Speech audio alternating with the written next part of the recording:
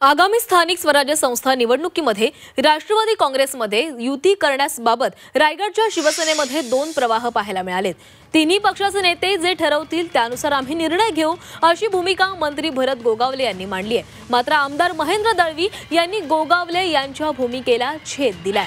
गोगावले यांची भूमिका पक्षाची भूमिका असू शकते, परंतु राष्ट्रवादी काँग्रेसने आमच्या नेत्यांच्या विरोधात वक्तव्य थांबवावीत, अन्यथा स्थानिक स्वराज्य संस्था निवडणुकीमध्ये आम्हाला वेगळी व्यूहरचना करावी लागेल असा इशारा महेंद्र दळवी यांच्याकडून देण्यात आला आहे।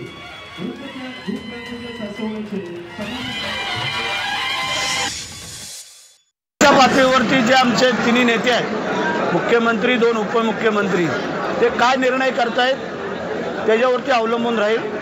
आणि आम्ही प्रत्येकजण आपापल्या पक्षाचे मंडळी आहोत, भारतीय जनता पार्टीच्या, शिवसेनेच्या, राष्ट्रवादीच्या, ह्या अनुषंगाने जे वरती जे नेते निर्णय करतील त्याच्या अनुषंगाने आम्ही चालण्याचे ठरवलं।